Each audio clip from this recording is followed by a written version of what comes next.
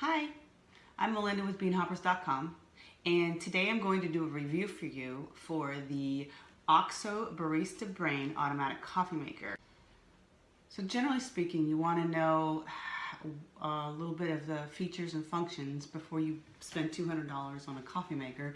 So I thought that I would give you the ins and outs of this coffee brewer and give you my honest opinion about it.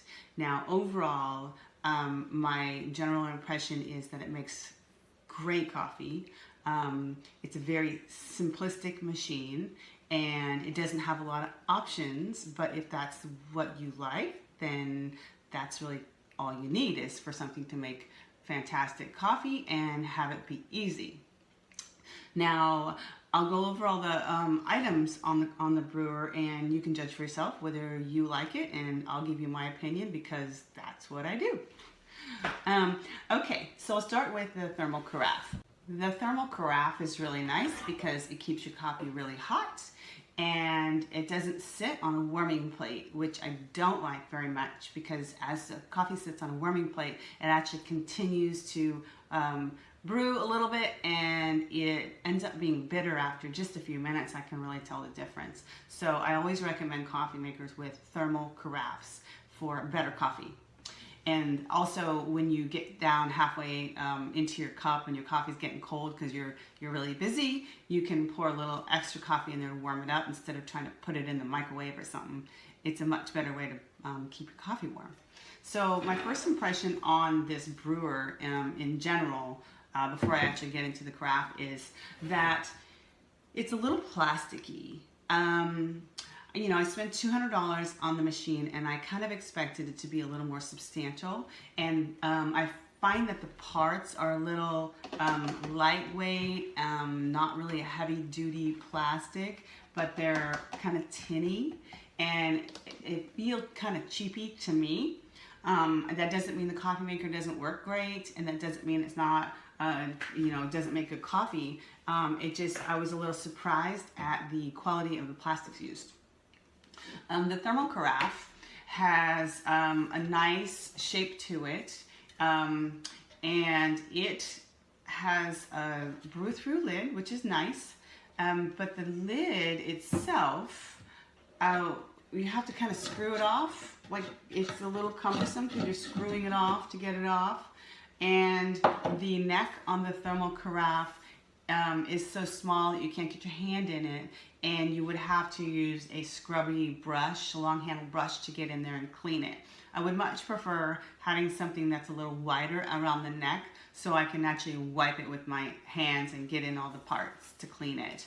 But if that's not a big deal to you, then, you know, a lot of thermal carafes are like that, but not all of them. I do have one that I like better. Like I was saying about the lid, so it's a little, you know, you have to kind of turn it just right to get it back on. However, once you get it on there, it does brew through the lid, and it pours really nicely, so it's not splashy or anything like that. Now they have in this lid put a rubber tube. This rubber tube is so that when the coffee goes through the lid into the carafe, that the fresh coffee goes to the bottom and it actually mixes your coffee up, because as your coffee continues to brew, it gets a little weaker and a little weaker, so it gets the weaker stuff into the bottom and mixes it up.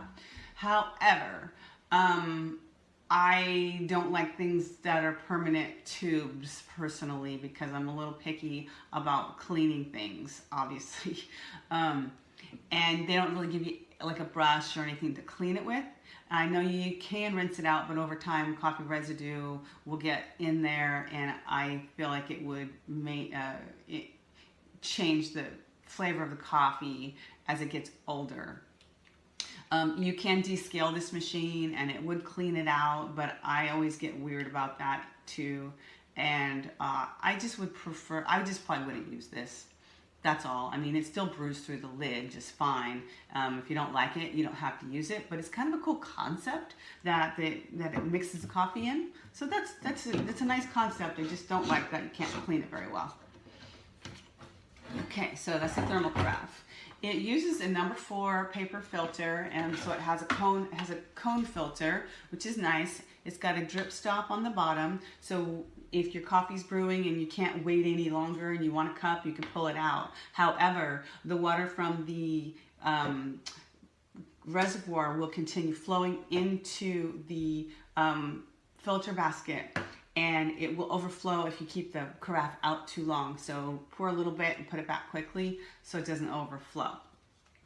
They give you a few coffee filters with the coffee maker, but the first thing you're going to want to do is you're going to want to take these yucky, icky brown paper filters, and you're going to want to throw them in the trash because they're disgusting. And you're going to want to get white paper filters. The coffee tastes better when it's brewed through the white paper filters. I know that they say the brown is supposed to be more, I don't know, earth friendly, I'm not sure, but it tastes like dirt. So get the white ones. Trust me, they're gross. So, yes, I told you I was going to give you my opinion. So the one thing about the cone filter area is I've noticed that like the lid is a little plasticky. There's several, there's 6 holes so that the water goes through over the grounds nice and evenly, and it does come out to where the wet grounds are pretty even. So that's pretty nice.